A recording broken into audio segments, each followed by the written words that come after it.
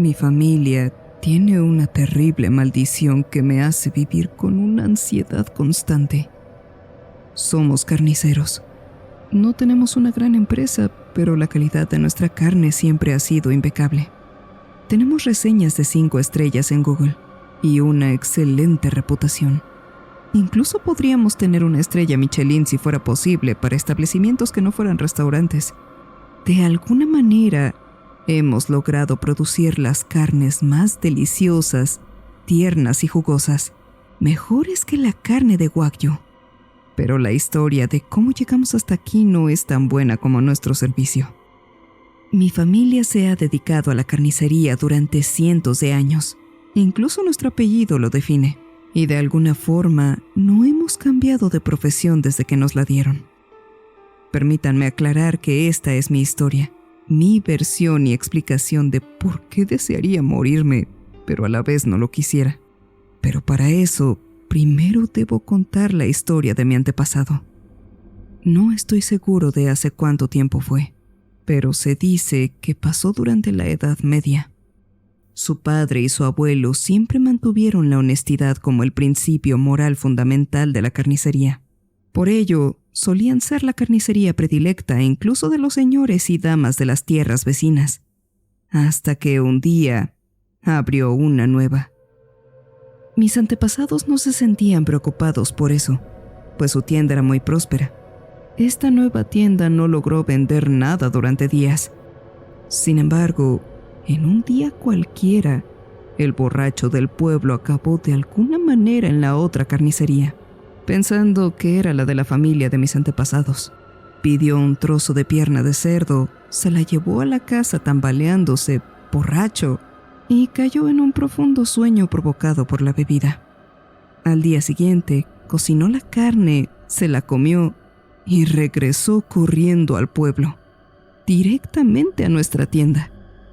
Preguntó qué había pedido en su estado de embriaguez, pues era la carne más apetitosa y deliciosa que jamás había probado. La familia le dijo que no había ido a la tienda aquel día. Entonces se dieron cuenta que debía haber sido la otra por error.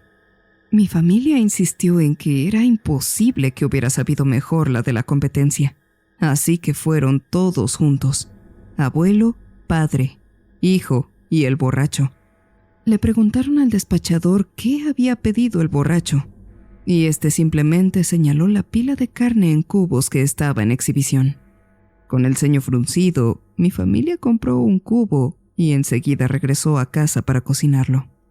Después de hacerlo, como si fuera su propio producto, se llevaron la carne cocida a la boca. En cuestión de segundos, se dieron cuenta de que debían mantener el secreto de la calidad de la carne de la otra tienda ante el resto del pueblo. Le dijeron al borracho que jamás debía contarle a nadie sobre lo que había descubierto, y él prometió no hacerlo. Pero un borracho no sería un borracho si no gritara secretos a todo el pueblo mientras está cegado por el alcohol.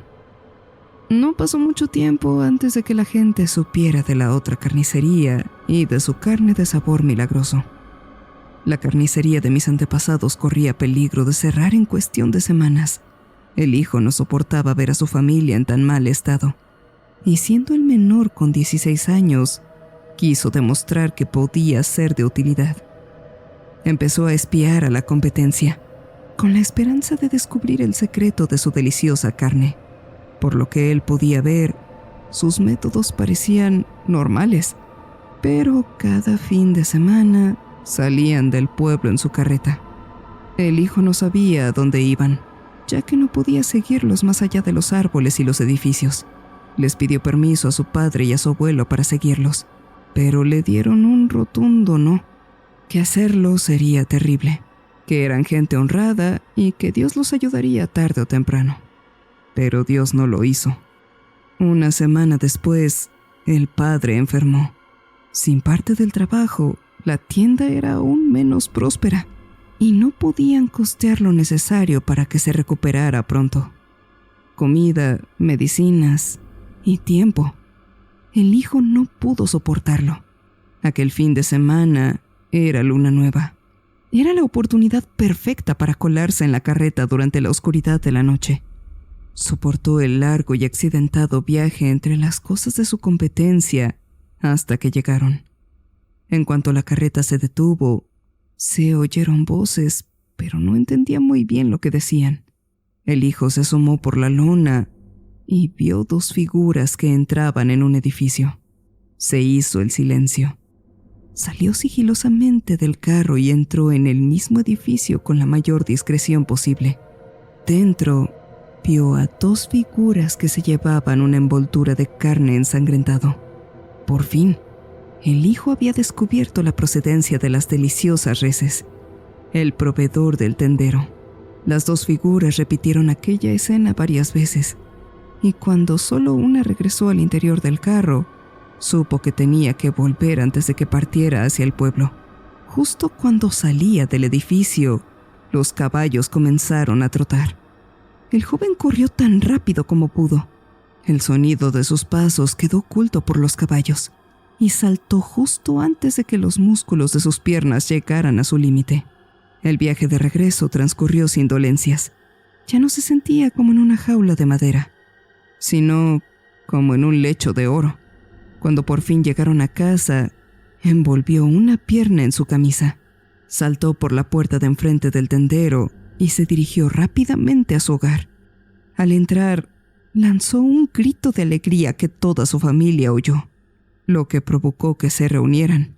Les contó su historia y les mostró la carne envuelta. Aunque su abuelo no estaba del todo convencido, su hermana y su madre saltaban de alegría. Sabían que aquello significaba un buen futuro para todos y que podrían costear los cuidados de su padre. El hijo desenvolvió rápidamente su tesoro y la euforia cesó. El hijo no había tomado una pierna cualquiera, sino una extremidad humana. Su abuelo le gritó inmediatamente que por qué había traído aquello a casa. Tomó la carne y salió a encender una hoguera para quemarla antes de que alguien se enterara. Su hermana consoló a su madre, quien lloraba. El hijo sintió una gran vergüenza y se fue a la cama. Tras un largo y muy necesario descanso, después de sus andanzas de aquella noche, se despertó con el murmullo de gente reunida alrededor de una tienda bulliciosa. Era la suya. Preguntó qué había pasado, y la familia le contó que habían hablado mucho después de que se durmiera. Todos decidieron que debían hacerlo, incluso el abuelo. Cocinaron la pierna y, tras probar un poco de la carne, pidieron un favor a los señores a quienes les habían vendido anteriormente. Ese trozo de carne fue entregado al rey, y la noticia se extendió rápidamente. Su tienda tenía carne que el propio rey había encargado. Se habían convertido en proveedores del rey. Mi padre interrumpió la historia en este punto. Me parecía una especie de cuento extraño, algo meramente como una leyenda popular, una familiar en este caso. Entonces me mostró algo que jamás habría imaginado, en qué trabajaba cada mañana mientras yo dormía. Había hecho un excelente trabajo al no revelar jamás el secreto familiar. Cada mañana, antes incluso de que los animales callejeros despertaran, mi padre cortaba, desollaba, fileteaba, hervía y preparaba diversos trozos de carne humana fresca. Yo me sentía asqueado, me sentía culpable. Necesitaba continuar con esta horrible tradición. Necesitaba matar gente, no solo por mantener el negocio, sino por mí, para pagar mi carrera, para las constantes facturas médicas, para asegurar la salud de la familia, para pagar todas las demás cosas necesarias para vivir. No podía soportar esta carga y no podía aceptar que mi padre fuera un asesino. Entré en pánico y salí corriendo. Cuando volví a ver a mi padre, tuve que escuchar el resto de la historia. Aunque él fuera un asesino, sabía que no me mataría, porque yo era la razón por la que él hacía todo. Él pagaba cargando con su culpa para que tuviéramos una buena vida. continuó la historia. Y es aquí donde viene la parte importante. Para satisfacer la creciente demanda de la carne en la tienda, el abuelo fue a ver al otro tendero y le explicó la situación. Se disculpó por lo que había hecho su nieto, pero insistió que necesitaba acceso al proveedor. No preguntó cómo conseguía el proveedor la carne tan fresca, e incluso le ofreció al otro tendero compartir las ganancias a partes iguales. Explicó que esto era necesario porque su hijo estaba enfermo y debían costear la atención médica y los suministros. Incluso con ese reparto, podrían costearlo gracias a la nueva demanda. El tendero se mantuvo firme en su negativa a acceder a su petición. El abuelo insistió explicando que necesitaban eso para ayudar a su hijo, que era el principal sostén de la familia. Y el tendero, una vez más, se negó. El abuelo preguntó si podía comprar toda la mercancía que tenía el tendero en ese mismo instante, y el hombre le negó la venta. En su desesperación, el abuelo apartó al tendero de un empujón. Debía ser un hombre muy fuerte, o quizás estar muy desesperado, porque el tendero salió despedido contra la pared, golpeándose la cabeza y saliendo un crujido de ese golpe.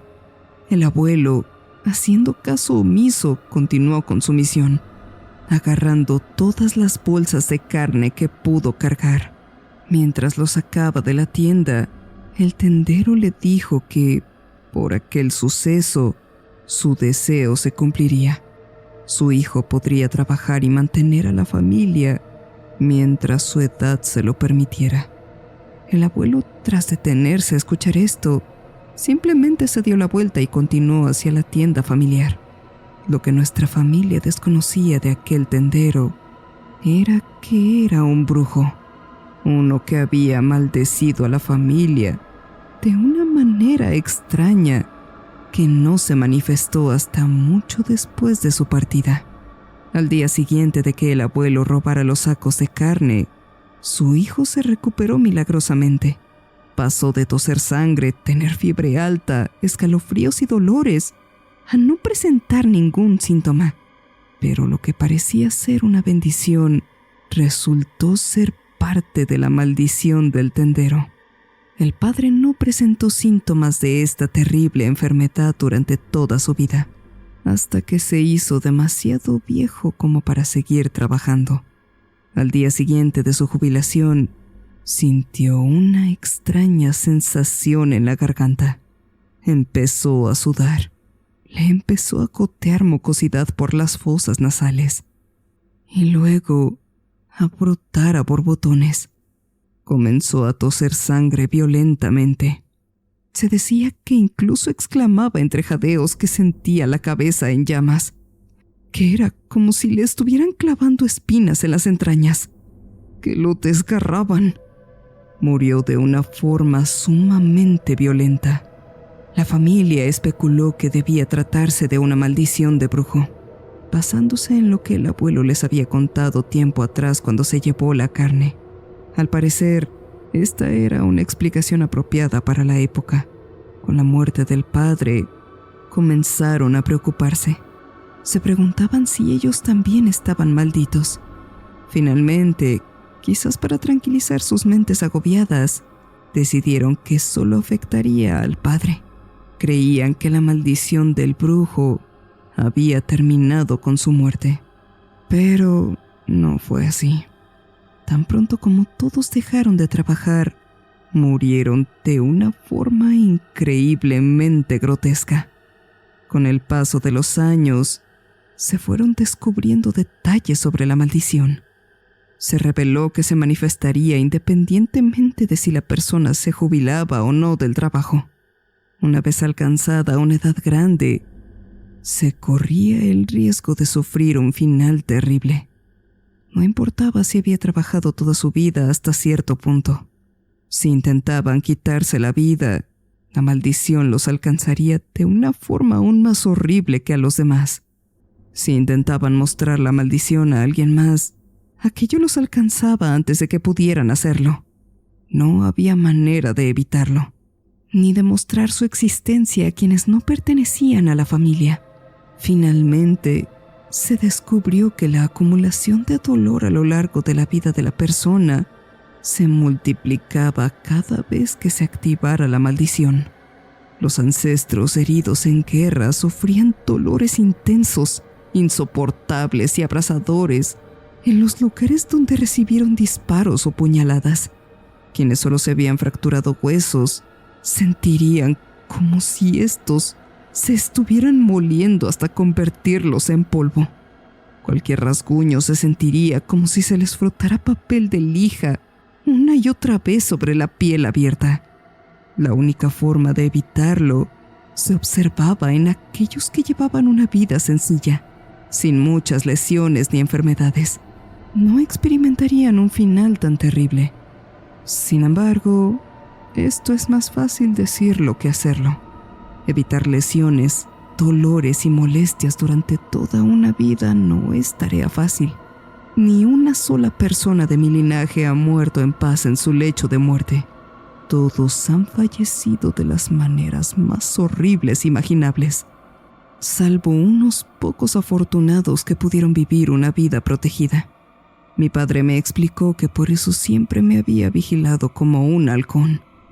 Por eso nuestras facturas médicas eran tan altas, más allá de los chequeos anuales de una persona promedio. Dijo que siempre hizo todo lo posible para asegurarse de que yo estuviera sano y salvo mientras crecía. Pero, ¿qué padre no lo hacía? Yo no me daba cuenta de la gravedad de la situación. Y él no quería asustarme de niño, ni arruinar mi infancia viviendo una vida completamente protegida. Esta era su manera de hacerlo. Dijo que hizo lo mejor que pudo sin poner en peligro mi normalidad. No quería que viviera demasiado asustado como para hacer cualquier cosa. Ahora que era mayor y lo suficientemente maduro a sus ojos para entenderlo sin que destruyera por completo mi visión del mundo, me lo dijo. Pero se equivocaba. Jamás podría aceptar esta realidad. Debería haber previsto las posibles consecuencias. Por eso desearía estar muerto, pero no quiero morir. De pequeño logré mantenerme sano y salvo gracias a sus precauciones.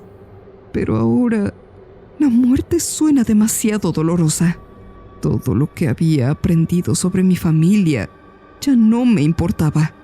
Ojalá mi padre me lo hubiera contado antes.